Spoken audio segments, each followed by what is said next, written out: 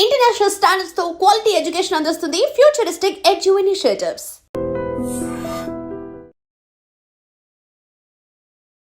Welcome to I dream. నేను ఉదయశ్రీ. విదేశాలకు education purpose వెళ్ళి అక్కడే సెటిల్ అవ్వాలనే స్టూడెంట్స్కి ప్రజెంట్ బయటి దేశాలలో పరిస్థితి ఏ విధంగా ఉంది, ఏ కంట్రీలో బాగుంది, ఏ కంట్రీకి వెళ్తే బాగుంటుంది, సజెషన్స్ ఇవ్వడానికి మనతో ఉన్నారు ఇమిగ్రేషన్ లాయర్ సంతోష్ కుమార్ సలాది. మాట్లాడదాం. నమస్తే అండి, welcome to our studio.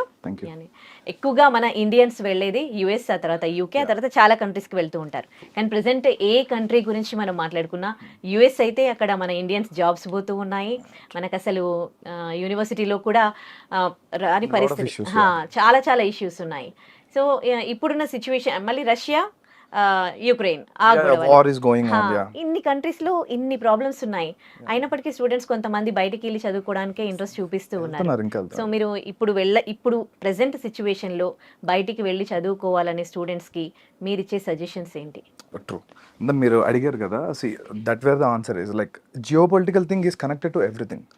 So ఇప్పుడు ట్రంప్ టారిఫ్స్ వచ్చినాయని చెప్పి అందరూ ఎడ్యుకేషన్ గురించి అడుగుతున్నారు, but tariffs have nothing to do with education. యాక్చువల్గా టారిఫ్స్ గాట్ ఎక్స్పోర్ట్స్ వీటి మీద ఎఫెక్ట్, కానీ బిఫోర్ టారిఫ్స్ మార్కెట్ డౌన్ ఓవరాల్గా యూఎస్లో. Apart from that Indians problem ఇది. అమెరికా చేసిన ప్రాబ్లం కంటే కూడా ఇండియన్స్ సెల్ఫ్గా చేసుకున్న ప్రాబ్లం ఎక్కువ. జనరల్ ఏంటంటే మాస్టర్స్ మన వాళ్ళు ఎందుకు వెళ్తారు? చదువుకోవడం, ఎంఎస్ చేయడానికి, ఆ పేరు కానీ on the name it's for education, but most of them want to go there to part time చేసుకుంటారు, సెటిల్ అవుతారు. వాళ్ళకి end of the day citizen ఎవరికి వెళ్ళలేదు. అంటే ఇట్స్ ఎ డాలర్ డ్రీమ్. ఇక్కడే కదా చాలా కంట్రీస్లో ఉంది, పర్టికులర్లీ ఇండియాలో తెలుగు స్టేట్, సౌత్ ఇండియాలో చాలా ఎక్కువ ఉంది. మోస్ట్ 25% F1 వీసాలు ఓన్లీ తెలుగు స్టేట్ని పడుతుంది ఇండియా మొత్తం. సో మన వాళ్ళు కొంచెం క్రేజ్ ఎక్కువ ఉంది కదా. అపార్ట్ ఫ్రమ్ దట్ ఇంకా యూకే, యూరోప్ రకరకాల ఆప్షన్స్ ఉన్నాయి కదా, దే ఆర్ గోయింగ్ ఆన్. యూఎస్లో ప్రాబ్లం ఏంటంటే మాస్టర్స్కి వెళ్తారు కదా, వెళ్ళాక వీళ్ళకి స్పెషల్ అడ్వాంటేజ్ ఏంటంటే ఎక్స్పోజర్ అని కామన్. వీళ్ళు పర్టికులర్గా వెళ్ళే రీజన్ ఏంటంటే క్యాప్ కోటా. H1B మీకు ఐడియా ఉన్న వీసానే కదా. యూఎస్కి ఎవరన్నా స్టూడెంట్ కానీ ఎనీ ఫారినర్ వెళ్ళినప్పుడు ఒక ఫారెన్ స్కిల్డ్ వర్కర్ అక్కడ పనిచేయడానికి H1B అనేది ఒక వీసా నేమ్, అది జస్ట్ ఇట్స్ ఎ నేమ్. అలాగే స్టూడెంట్ వీసా F1కి వెళ్ళే పిల్లలకి ఏంటంటే 45,000 H1 కోటా పెట్టారు, దాన్ని క్యాప్ కోటా అంటారు, జస్ట్ లైక్ రిజర్వేషన్. ఎవరైతే మాస్టర్స్ ఇంత ఖర్చు పెట్టి ఇండియా వస్తున్నారు కదా, ఇండియన్స్ కానీ అబ్రాడ్ ఎవరు వచ్చినా, అమెరికన్స్ ఏం అట్రాక్ట్ చేయడానికి ఇది 1990, 80s నుంచి ఉన్న పాలసీ. ఆ 45,000 క్యాప్ కోటా అంటే ఇప్పటికీ అదే ఉంది. ఆ రోజులు ఎంతమంది వెళ్ళేవారండి? మీకు తెలిసిన వాళ్ళు కూడా ఎంతమంది వెళ్తారు? చాలా తక్కువ కదా. ఇప్పుడు గల్లీకి ఇద్దరు వెళ్తున్నారు. సో ట్రూ తెలుగు స్టేట్ నుంచే 1,00,000 మంది వెళ్తున్నారు. ఈవెన్ లాస్ట్ 24-23 అకాడమిక్ ఇయర్ చూసుకున్నా మీకు 80,000 వీసాస్ తెలుగు స్టేట్ నుంచి పడినాయి. సో ఇండియాలో తెలుగు స్టేట్స్ కాకుండా గుజరాత్లో హెవీ మార్కెట్ ఉంది, తమిళనాడు ఉంది, చాలా స్టేట్ నుంచి ఉన్నాయి, ఈవెన్ మహారాష్ట్ర. వీళ్ళందరూ కలిపి ఒక 1,20,000 ఇండియన్సే వస్తే ఈ క్యాప్ కోట 45,000 అలాగే ఉంటుంది. ఇది మారదు, ఇది ఫిక్స్డ్ నెంబర్, కానీ జనం పెరిగిపోతున్నారు కదా. సో ఈ ఇయర్ ఈ 1,20,000 మాస్టర్స్ చేసిన వాళ్ళు ఒక 45,000 మంది వీసా కొట్టారు, ఫైన్. నెక్స్ట్ ఇయర్ వీళ్ళు ఉండేవారు, ఎందుకంటే యూఎస్లో వీసాకి వెళ్తారు కదా మాస్టర్స్కి, 5 years వీసా వస్తుంది మీకు. F1 ఎవరు అప్లై చేసిన 5 years వీసాలో 2 years masters, 3 years post masters. ఈ 3 years వాళ్ళు అక్కడ అమెరికాలో ఉండి లీగల్గా ఏమన్నా చేసుకునే రైట్ వస్తుంది కాబట్టి వీళ్ళని డబ్బులు ఖర్చు పెట్టి వెళ్తున్నారు. ఇక్కడ point number 1. So 2 years masters అయిపోయాక ఈ 3 years ఓపీటీ అంటాం. ఈ 3 years ఉండే optional practical training, stem OPT 11 months వస్తుంది first. Again it will be extended to 3 మొత్తం 3 years 22 months ఎక్స్టెండ్ అవుతుంది. సో ఈ స్టెమ్ ఓపీటీలో ఉన్న పిల్లలు 45,000 ఇయర్ సెలెక్ట్ అయ్యారు అనుకుందాం క్యాప్ లో. మిగిలిన వాళ్ళు ఏమవుతారు? నెక్స్ట్ ఇయర్ అప్లై చేస్తారు. నెక్స్ట్ ఇయర్ మళ్ళీ ఒక 1,00,000 మంది వస్తున్నారు కదా. So it's becoming a loop. ఆ లూప్ లో తిరుగుతున్నారు అందరూ. మాస్టర్స్ చేస్తున్నారు, ఓపీటీ వస్తుంది, H1 వేసుకుంటున్నారు, పిక్ అయిన వాడికి అవుతుంది, అవన వాళ్ళు మళ్ళీ నెక్స్ట్ ఇయర్ ఆ 3 years టైం పాస్ చేస్తారు. ఒక ఇయర్ అవ్వాలా, సెకండ్ ఇయర్ అవ్వాలా, 3 years అవ్వాలా, ఏం చేయాలి? బ్యాక్ వచ్చేయాలి ఇండియాకి, అంతే. సో ఇది ఎప్పటి నుంచి ఉన్న రూల్, ఇది కొత్తగా రాలా ఓపీటీ టీమ్. బట్ ఏంటంటే ఇండియన్స్ తెలుగు వాళ్ళు ఎక్కువైపోయారు పోస్ట్ కోవిడ్, చాలా మంది వెళ్ళిపోవడం, అంటే ఓవరాల్ ఐటీ బూమ్ అయింది కాబట్టి దాట్స్ ఎ బిగ్ డిసడ్వాంటేజ్. అది కాకుండా ఈ 3 years ఓపీటీలు ఏదైతే ఉందో, యాక్చువల్ ఓపీటీ అంటే పేరులో ఉంది కదా, ఆప్షనల్ ప్రాక్టికల్ ట్రైనింగ్. వీళ్ళు ఒక ఇంటర్న్ గా ఎక్కడైనా పని చేసుకోవాలి, కానీ తెలుగు వాళ్ళు కానీ ఇండియన్స్ ఓవరాల్ గా అది చేయరు. వాళ్ళు వెళ్ళి అన్ని రెస్టారెంట్లో, కెఫేల్లో ఎక్కడ పడితే అక్కడ చేస్తారు. That's illegal. సో వాళ్ళు ఏం చేస్తారంటే కొత్తగా ఏమి రూల్స్ పెట్టాల, ఉన్న రూల్స్ స్ట్రిక్ట్ గా ఫాలో అవుతున్నారు అంతే. So it's already return rule. Student part time గా ఉన్నప్పుడు 20 years చేసుకోవాలి, అది క్యాంపస్ లో చేయాలి. లేదు నువ్వు ఓపీటీలో ఉన్నావు అంటే నువ్వు ఏ డొమైన్ లో చదువుకున్నావో ఆ కన్సర్న్ కంపెనీ ఇంటర్న్షిప్ సంథింగ్ చేయాలి, అంతేగాని ఇక్కడ ఒకటి చేసి వాళ్ళు వేరే చోట ఫుల్ టైం జాబ్ చేస్తే ఇల్లీగలే కదా. నాకు ఒక డౌట్ అండి, Yeah. స్టూడెంట్స్ అందరు ఇక్కడ లోన్స్ పెట్టి Yeah, true. అంటే లక్షల్లో ఏదో వాళ్ళ దగ్గర డబ్బులు పట్టుకొని వెళ్తారు కదా, మోస్ట్లీ లోన్స్. అక్కడికి వెళ్ళినాక వాళ్ళు ఎడ్యుకేషన్ తక్కువ, పార్ట్ టైం ఎక్కువ చేస్తారు కదా, Yes, yes. వాళ్ళు నాలెడ్జ్ ఎక్కడ గెయిన్ చేస్తారు? వాళ్ళకి ఇప్పటి వరకు ఇన్ని ఇయర్స్ నుంచి జాబ్ వచ్చిన వాళ్ళకి జాబ్స్ ఎట్లా వస్తున్నాయి నాలెడ్జ్ లేకుండా? Correct point. ఇక్కడ ఏంటంటే ఇది ఒక పెద్ద ఐ మీన్ చాలా పెద్ద సీక్రెట్ ఇది. ఇప్పుడు నేను చెప్తే చాలా మంది హర్ట్ కూడా అవుతారు. Indians are purely consultancy based. Indians particular Telugu వాళ్ళు యూఎస్ లో మొత్తం ఎడ్యుకేషన్ నుంచి జాబ్ వరకు కన్సల్టెన్సీ రన్ అవుతాయి. దే విల్ కాల్ బ్యూటిఫుల్ గా దాన్ని ఫ్యాన్సీగా స్టాఫింగ్ ఏజెంట్స్ అంటారు. So it's 70-30 80-20 proportionate job. సో వీళ్ళు ఏం వచ్చినా రాపోయినా the so call staffing agents are consultancies will take care of them. వాళ్ళు గెస్ట్ హౌస్ రన్ చేస్తూ ఉంటారు. ఎంఎస్ అయిపోయినాక పిల్లలకి ఏంటి, అబ్రాడ్ లో హైయెస్ట్ ఎక్స్పెండిచర్ ఫుడ్ లివింగేగా, ప్రతి నెల ఖర్చు ఆల్మోస్ట్ $2,000 అవుతుంది. అది గెస్ట్ హౌస్ ఫ్రీగా ప్రొవైడ్ చేస్తాయి. వీళ్ళకి వీళ్ళే ట్రైన్ చేస్తారు, వీళ్ళే అన్ని పెడతారు, ఫేక్ గానీ వాట్ ఎవర్ అన్ని. సో పెట్టి వీళ్ళకి ఒక 10 years 8 years ఉన్నోళ్ళలాగా ప్రొజెక్ట్ చేసి మార్కెట్ లో తీసుకెళ్తారు. వాడికి రియల్ టైం అదేం రాదు కదా. ఈవెన్ ఇంటర్వ్యూస్ కూడా ప్రాక్సీలతో చేస్తారు. సో వాళ్ళు అక్కడికి వెళ్ళిపోయి దిల్ మేనేజ్ సంహౌ. ఇది ఒకప్పుడు నడిచింది, మార్కెట్ బల్క్ లో ఉన్నప్పుడు అది ఏం చేసి నడిచింది. కానీ మార్కెట్ ఇప్పుడు ప్రిసైజ్ అయింది. ఈవెన్ టెక్ లో కూడా అందరిని ఉంచుకోవట్లేదు, ఫుల్ స్టాక్ లో ఇంపార్టెంట్ వాళ్ళు ఉంటున్నారు. ఈవెన్ ఇండియాలో కూడా మాస్ లే ఆఫ్ చూస్తున్నాం కదా మనం. సో అది కొంచెం ఎక్కువ ఉంది అంతే తప్ప tariffs have nothing to do with education. But tariffs వల్ల ఏంటంటే ఇన్ఫ్లేషన్ పెరిగింది.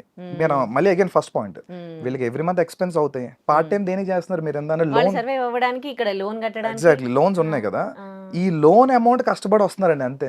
వీళ్ళు 2-3 years ఉంటున్నారు, మాస్టర్స్ కట్టుకుంటున్నారు. ఈ 2 years పార్ట్ టైం చేసినప్పుడు తినడానికి సరిపోతున్నాయి, పెద్ద మిగలట్లా. ఆ లోన్ తీర్చుకొని వస్తే చాలని ఫీల్ అవుతుంది. ఇది ఓపెన్ చాలా మందికి తెలిసిందే కానీ బయటకు చెప్పుకోరు. అగైన్ ఈ స్టాఫింగ్ ఏజెన్సీస్ కన్సల్టెన్సీ అనేది ఒకప్పుడు బాగా పనిచేసేది అది ప్రాబ్లం. ఇప్పుడు వాళ్ళకి కూడా కొంచెం టఫ్ అయింది, ఎందుకంటే ఈ ఇమిగ్రేషన్ క్రాక్ డౌన్ అవడం వల్ల ఫేక్ H1 అవి పెట్టేవారు కదా, అవన్నీ క్రాక్ డౌన్ చేస్తున్నారు. మరి ఇంకా కొంతమంది ఏమంటారంటే ఇది ఇంకా తాత్కాలికం కాదు, just for few more years, ఆ తర్వాత సిచువేషన్ మంచిగా అయిపోతుంది అక్కడ. I don't think so because I am not someone authoritative to tell that, but as per my analysis I don't think so. It's done. ఎందుకంటే లక్షల మంది స్టాగ్నెంట్ అయిపోయారు, ఒక 15 లక్షల మంది స్టాగ్నెంట్ అయ్యారు. సో 15 లక్షల మంది స్టాగ్నెంట్ అయినప్పుడు 50,000 చెప్పని వేసుకున్నా వాళ్ళకి ఎన్ని ఏళ్ళు పడుతుంది? వాళ్ళు రావడానికి ఒక 25-30 years అవుతుంది. అపార్ట్ ఫ్రమ్ దట్ కొత్త వాళ్ళు వస్తారు. అండ్ అమెరికన్స్ ఎలా ఉన్నారంటే they are not at all favourable for new laws favouring the immigrants. అసలు ఉన్నవే పీకేయమంటున్నారు. సో కొత్తగా వీళ్ళ కోసం లా తెచ్చి 2 lakhs ఇస్తాం అనేది అసలు జరగదు, ఇంపాసిబుల్, పొలిటికల్ అవ్వదు. So even that. ఇంకోటి ఏంటంటే అమెరికాలో యూనివర్సిటీలకి అండ్ గవర్నమెంట్ కి ఏం సంబంధం ఉండదు. అంటే ఇప్పుడు ట్రంప్ ఇన్వాల్వ్ అవుతూ ఉన్నారు కదా, ఇప్పుడు యూనివర్సిటీస్ అంటే బయట దేశాలలో స్టూడెంట్స్ ని ఇప్పుడు యూనివర్సిటీ చూస్తున్నాం కదా, మరి గవర్నమెంట్ కి సంబంధం ఏం లేదు కదా. అమెరికా అనేది ఒక క్యాపిటలిస్టిక్ ఎకానమీ, అక్కడ డబ్బుతోనే ప్రతిదీ నడుస్తుంది. Because they go for that, they have official lobbying to. అందుకనే ఇండియాలో లాబింగ్ ఇల్లీగల్ కదా, but US lobbying legal. So American universities Indian గానీ ఏషియన్స్ రాకపోతే ఇప్పుడు అడుక్కు తింటున్నాయి ఓపెన్ గా. చాలా యూనివర్సిటీస్ కి ఫ్యాకల్టీస్ పే చేసే పొజిషన్ లేదు, రీసెర్చ్ ఫెసిలిటీ డబ్బులు కట్టే పరిస్థితి లేదు. సో యూనివర్సిటీ దృష్టిలో ఏంటి, my balance sheet should be good always. నాకు డబ్బులు కావాలి, సో నేను బ్యాలెన్స్ షీట్ రన్ చేసుకోవాలి, అంతే కదా any organization do sir. Government ఏమన్నది, మాకు political, government runs on political favours. Politically వాళ్ళు ఇంపల్స్ గా ఉన్నారు, ఇమిగ్రెంట్స్ మాకు వద్దనేదే ట్రంప్ నినాదం కదా. సో అదే కోర్టులో పెండింగ్ లో ఉన్నాయి కదా ఇప్పుడు. అంటే యూనివర్సిటీ రోల్ చాలా చిన్నదండి. యూనివర్సిటీ F1 వీసా ఇవ్వడానికి మీకు I-20 ఇస్తుంది. వీసా ఎవరు ఇవ్వాలి? ఎంబసీ ఇవ్వాలి కదా. Embassy policy dictate second president. ఈ ఇంటేక్ అసలు ఆల్మోస్ట్ పిల్లలే తక్కువ మంది అప్లై చేశారు. ఈవెన్ తక్కువ మంది అప్లై చేసిన వాళ్ళు కూడా 1-2 క్వశ్చన్ రిజెక్ట్ చేశారు. నిన్న మొన్న రెడ్డిట్ లో ట్రెండ్ అవుతుంది, 1 F1 ఇంటర్వ్యూ గై పెట్టాడు, ఇట్స్ టూ మచ్. అండ్ ఒకటే క్వశ్చన్ అడిగారు, ఒక గై IITian, వాడికి వీసా ఇవ్వలేదు. Because they have a limit, ఇంతవరకే ఇవ్వండి అనేది. ఇప్పుడు కరోనా టైంలో వాళ్ళకి ఓపెన్ హ్యాండ్ ఇచ్చారు అక్కడ యూనివర్సిటీలో బతకాలని చెప్పి. వద్దన్న వీసా అసలు జస్ట్ వెళ్తే నాకు తెలిసిన ఎన్నో కొంత స్టూడెంట్స్ క్వశ్చన్ కూడా అడగకుండా వీసా తీసుకుని ఉన్నారు. జస్ట్ 1-2 క్వశ్చన్ అడిగి ఇప్పుడు అదే 1-2 క్వశ్చన్ రిజెక్ట్ చేస్తున్నారు. రాజు తలుచుకుంటే దెబ్బలు కొదవంటారు చూసారా. సో అంతే.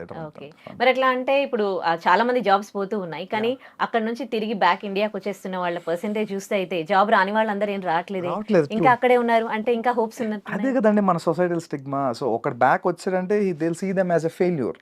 అదొక 50% కారణం. అక్కడే ఏదో ఒక పార్ట్ టైమో ఫుల్ టైమో ఆడ్ జాబ్ చిన్నదో పడదో పడి అక్కడే తిరుగుతున్నారు. ఇంకొంతమంది ఏం చేస్తారంటే PhD ఎన్రోల్ అవడం, వాళ్ళకి ఇంట్రెస్ట్ లేకపోతే జస్ట్ టు స్టే అఫ్లోట్. ఉండాలి, అక్కడ ఉంటే చాలు అనే మూడ్లో ఉన్నారు. Even that's not true. ఎందుకంటే అక్కడ ఏమి ప్రాస్పెక్టివ్ మార్కెట్ లేదు. ఎంత ఉన్నా సపోజ్ ఓపెన్గా మాట్లాడుకున్నాం, F1 అయిపోయింది, H1 వచ్చేసింది, తర్వాత ప్రొసీజర్ ఏంటి, గ్రీన్ కార్డ్ జీసీ కదా. ఇవాళ రోజు ఇండియన్స్కి GC waiting more than 45 years. అప్పుడు ఇక్కడ పోతాడు కూడా చాలా మంది. అపార్ట్ ఫ్రమ్ దాట్ సిటిజన్షిప్ అనేది ఇంపాసిబుల్ ఇప్పుడున్న టాస్క్లో. సో వీడు ఎన్నాళ్ళు ఉన్నా కెరీర్ బిల్టప్ చేసుకున్నా రాత్రికి వెళ్ళిపోయే పరిస్థితి వస్తే ఏం చేయగలుగుతాడు? వాడు బిల్టప్ చేసుకుంది నెట్వర్క్ అంతా అక్కడ వదిలేరు కదా. అట్లీస్ట్ వాళ్ళు వదిలేసి కొంతమంది ఒక 4-5 years ఎక్స్పోజర్ రియల్ టైం నేర్చుకున్నాక ఇండియా వస్తే ఆపర్చునిటీస్ ఉన్నాయి. స్టిల్ పీపుల్ మే సే అది ఇది, బట్ స్టిల్ బెటర్. ఓకే, అక్కడ యుఎస్ లో కన్సల్టెన్సీస్ వర్క్ చెప్తారు. అసలు ఈ కన్సల్టెన్సీస్ ఎట్లా వర్క్ చేస్తాయి?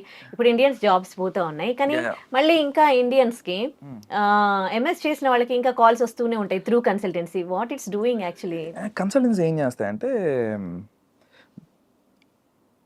బెంచ్ సేల్స్, వాళ్ళ దగ్గర 2-3 మోడల్స్ ఉంటాయి. ఇప్పుడు తీసుకున్న హైర్ చేసిన అందరినీ బెంచ్లో పెట్టుకుంటారు, బెంచ్ సేల్స్ అని ఒక టీం పెట్టుకుంటారు. వీళ్ళు మార్కెట్లో లింక్డ్ఇన్లో లేదంటే థర్డ్ పార్టీ జాబ్స్ వస్తాయి, టెంపరీ ఆప్షన్స్ అన్ని, వాటిని ఫైండ్ అవుట్ చేసి వీళ్ళు ప్లేస్ చేసుకుంటారు. ఎగ్జాంపుల్ ఒకప్పుడు ఒక 20 ఇంటర్వ్యూస్ షెడ్యూల్ చేస్తే ఒక 10 calls వచ్చేవి అనుకోండి, వీళ్ళకి 1-2 క్లోజ్ అయ్యేవి. ఇవాళ 50 పెడితే ఒక 5 కూడా కాల్స్ రావట్లేదంట. I spoke with many staffing ఐస్ టు. సో కాల్స్ రావట్లేదు, వచ్చిన వాళ్ళు కూడా ఎవరికి సెలెక్షన్ అవ్వట్ల. వాళ్ళు పాపం లాస్లో ఉన్నారు. ఇంకో హైలైట్ అయినా అందరూ యుఎస్ స్టాఫింగ్ కన్సల్టెన్సీ వాళ్ళు హెవీగా ఎర్న్ చేస్తారు అనుకుంటారు. They are in losses now. Many people I know they having $2-3 million in debts.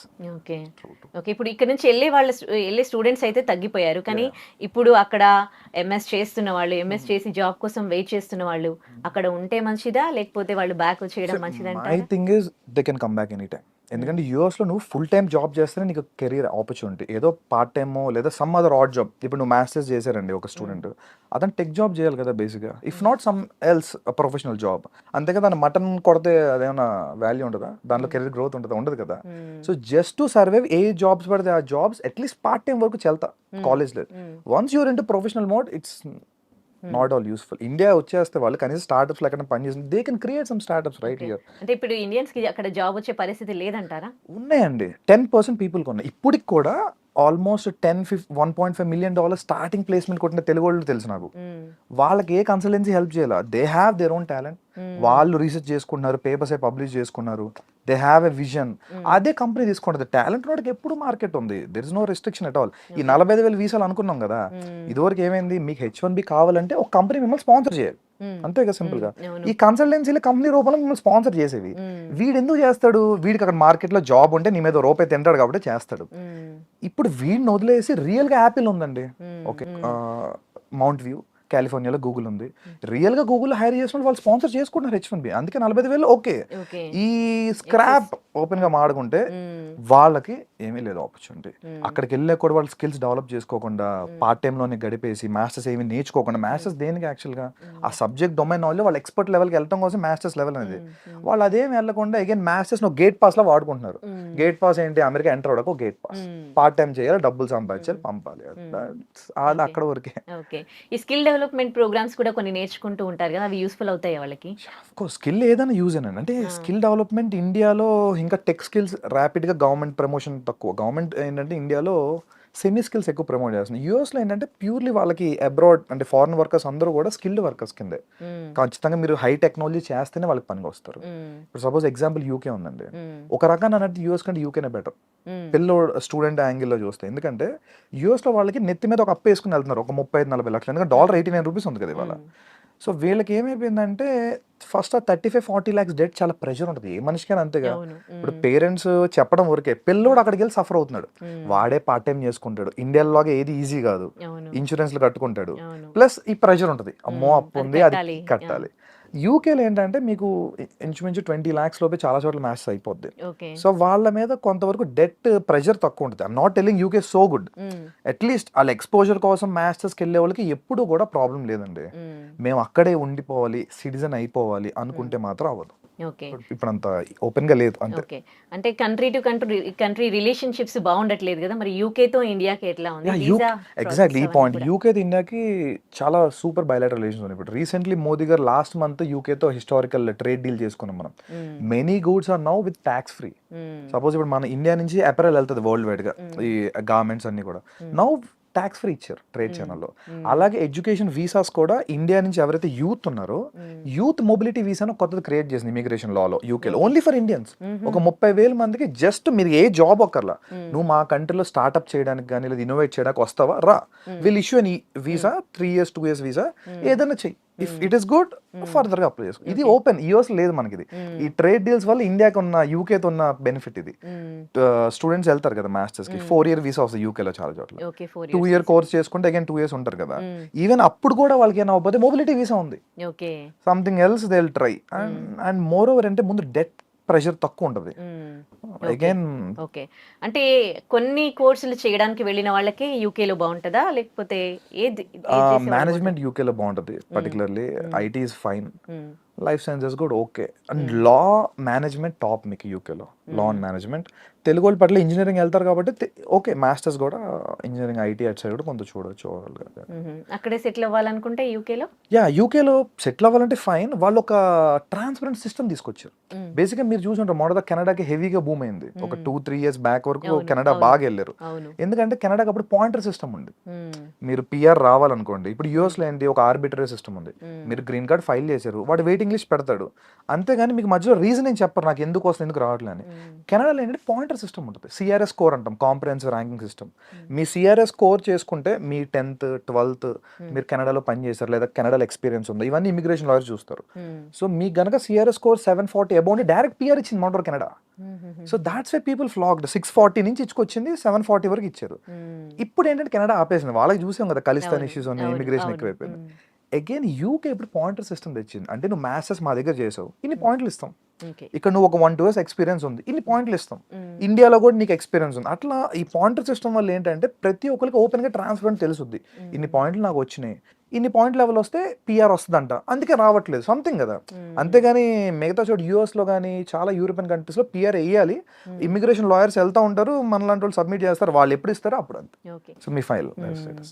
మరి యూకేలో ఇంత మంచి ఆపర్చునిటీస్ ఉన్నప్పుడు ఎందుకు యుఎస్ ని ఫస్ట్ ఆపర్చునిటీగా పెట్టుకుంటారు? మనకి ట్రెడిషనల్లీ హ్యూజ్ మార్కెట్. అంటే మీరు పాపులేషన్ వైజ్ చూడండి, US population around 40 crore, 35 to 40 crore. UK population around below 5 crores. So 6.5 overall united Kingdom అంతా చూసుకున్నా. So huge difference. అండ్ ఈ ఫార్చ్యూన్ 500 కంపెనీస్ లో ఏంటంటే ఐటీ, తెలుగు వాళ్ళు లేదా south Indians particularly bulk into IT and IT consulting services.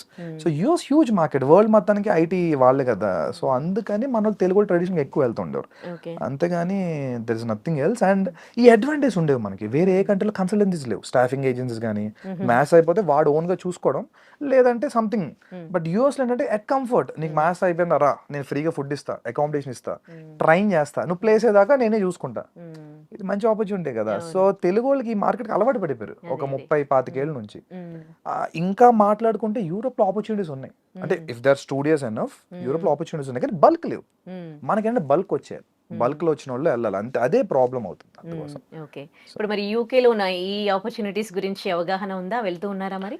UK బాగా వెళ్తున్నారండి, ఇప్పుడు సెకండ్ ప్లేస్ యూకేనే. అంటే ఇన్ఫాక్ట్ నాకు తెలిసి ఈ అకాడమిక్ మేబీ యూకే ఫస్ట్ కూడా రావచ్చు. యూఎస్ తగ్గింది కదా, ప్రీవియస్ లో యూఎస్ ఫస్ట్ ప్లేస్ లో ఉంటే సెకండ్ హైయెస్ట్ నెంబర్స్ యూకేకి వెళ్ళేవారు. ఇప్పుడు అగైన్ ఆస్ట్రేలియా కూడా టైట్ అయింది ఇప్పుడు చాలా. ఆస్ట్రేలియాలో ఫినాన్షియల్ థింగ్స్ అని చాలా టైట్ చేశారు, and also very costly. So అందుకోసం ప్రిఫర్ చేస్తాను. వీసా ప్రాసెస్ కి ఇప్పుడు ఏమి ఇబ్బందులు ఏం కలగట్లేదా? యూకే వెరీ బ్యూటిఫుల్, ఎందుకంటే ఇంటర్వ్యూ కూడా లేదు. యూఎస్ కి అయితే ఇంటర్వ్యూ ఉంది కదా, వాడు వెళ్తే ఏదో ఒకటి అడిగి రిజెక్ట్ చేస్తున్నారు. UK complete document based online visa.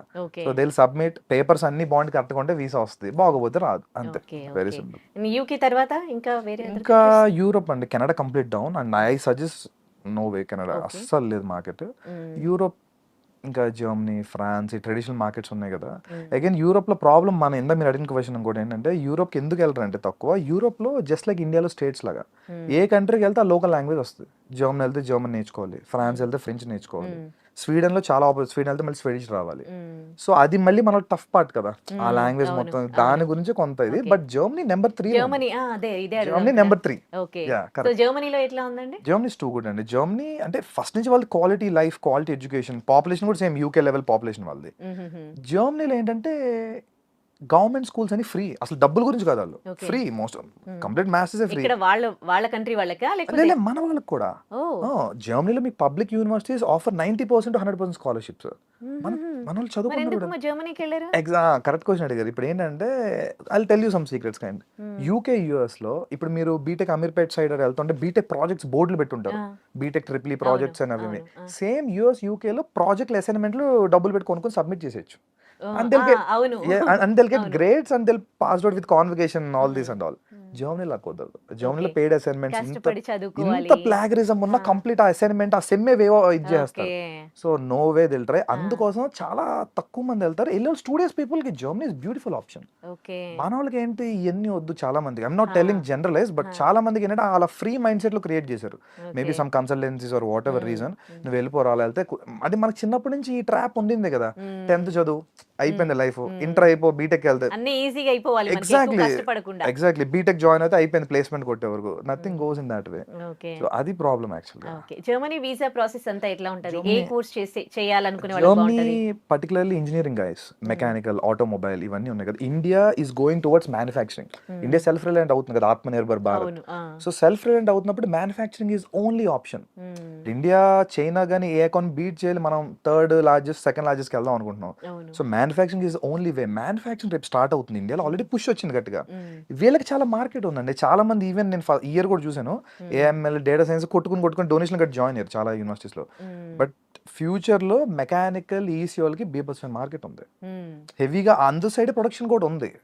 So mechanical already ఇండియాలో బ్యాచిలర్స్ చేసిన ఉంటారు కదా, వాళ్ళు మాస్టర్స్ చాలా ఈజీ అక్కడ ఓకే మాస్టర్స్ చేసుకుంటారు, వాళ్ళు అక్కడే సెటిల్ అవ్వచ్చు. ఎందుకంటే వరల్డ్ లో ఒక థింగ్ ఏంటంటే జర్మనీలో Tier 1 మెట్రో సిటీసే కాదు, Tier 2 Tier 3 cities develop, and I forgot the name actually. They called a system. It's a policy for them. Okay even world war 2 ఇంత వచ్చిన జర్మనీ ఎందుకు బ్రేక్ అవ్వలేదంటే అక్కడ ఎడ్యుకేషన్ ఇండస్ట్రీ కలిసి ఉంటుంది.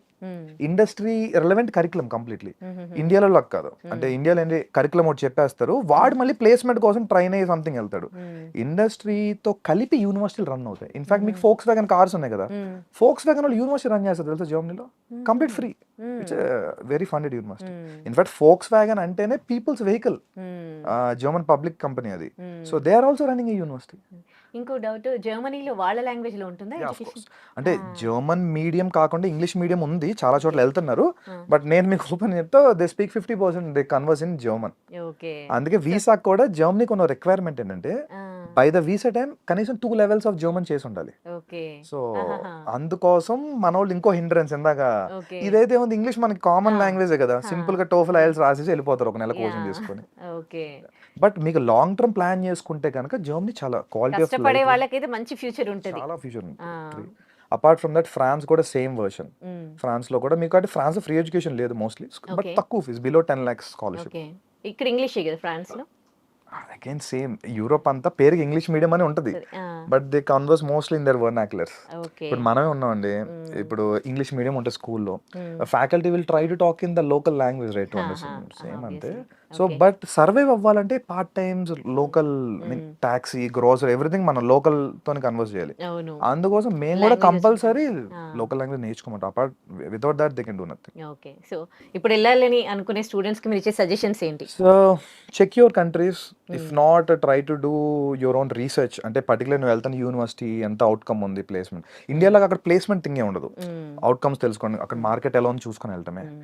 రెస్ట్ మీకు రియల్ టైమ్ ఎడ్యుకేషన్ చేయాలంటే there are n number of opportunities. మీరు చదువుకుని రీసెర్చ్ అంటే లేదు, నేను పేరుకి మాస్టర్స్ చేస్తా, I want to get something for free అంటే ఇప్పుడు కొంచెం టఫ్ అయిపోయింది, ఆ సినిమా అయిపోయింది, ఇప్పటి నుంచి Okay. టఫ్ డే స్టార్ట్ అయినాయి. ఓకే అక్కడ ఇప్పుడు ఎంబీఏ చేసి ఇండియాకి బ్యాక్ వచ్చిన వాళ్ళ పరిస్థితి ఏంటి? ఇక్కడ మన ఇండియాలో ఎట్లా ఉన్నాయి? They're well recognised. Even UK అయినా యూరోప్ అయినా మనకి మంచి మంచి స్కూల్స్ ఉన్నాయి. బెనిఫిట్ ఏంటంటే ఇందులో ఒక అడ్వాంటేజ్ ఉంది మనకి.